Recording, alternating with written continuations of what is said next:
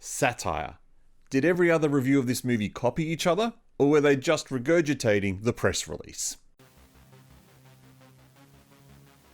Last year, Sugar Street Studio was released, and I was very excited thinking that perhaps, just perhaps, there would be a resurgence of the Hong Kong comedy horror. Then the trailer for Coffin Holmes came out, and while I knew it would be silly, I was hoping it would be entertaining. How naive of me. Hi, I'm the Artie Dans from Asian Film Fans, and I'm going to tell you why I would avoid Coffin Holmes, but your opinion might be different.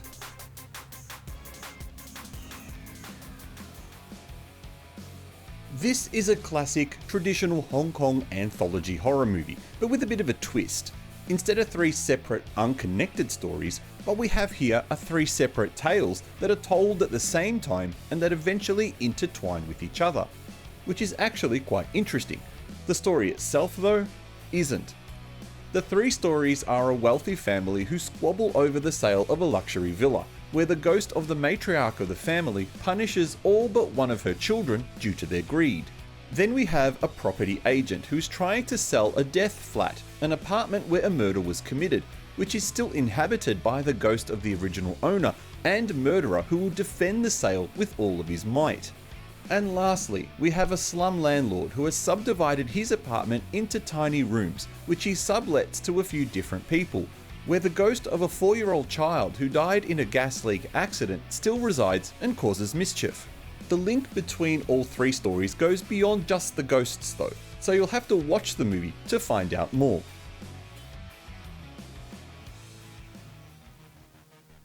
Witty satire about the current state of Hong Kong real estate is a quote that you will read in almost every review of this film.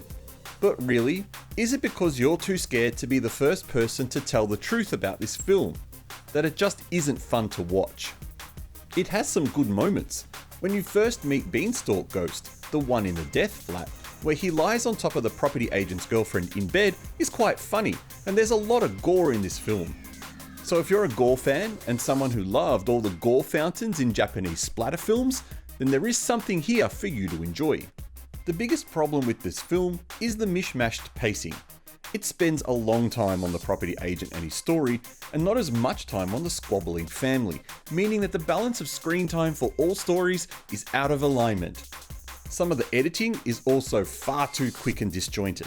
Quick cuts, sometimes even cuts out of place, such as a random shot of the slum landlord throwing something into a public bin, will leave you confused. Other times, it's just a barrage of VFX shots and supercuts used to pull some tricks on the audience thinking something cool happens, but in reality, it's just nothing. However, I will admit that a scene at the end where the property agent visits hell to get a signature was quite creative and quite hilarious. Doesn't make up for the rest of the movie. No, but at least if you stick around for the 100 minutes, you get quite a funny scene at the end. Let's address the satire. Yeah, we get it. Buying property in Hong Kong is expensive, and that the only way most people could even hope to buy something is if someone dies in the apartment. There are a few digs at government policy in the movie and about the famous Hong Kong rule of law that no longer seems to exist. It's obvious that director Fruit Chan is making quite a few digs at these policies and the massive change in Hong Kong during the pandemic. But you know what? Buying property anywhere is expensive. Here in Australia, over in Canada, New Zealand, the UK, parts of the US, Singapore, Japan, I could keep going on. And it's always been expensive in Hong Kong. Remember the 2010 film Dream Home? Now that was a witty satire at Hong Kong's overpriced and unfair property market. To me, the satire is not as clever as others make it out to be. The comments about rule of law and government policy are far better.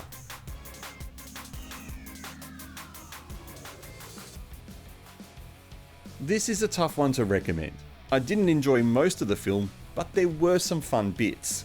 I didn't see this as a witty satire, because I've seen Hong Kong filmmakers do it better.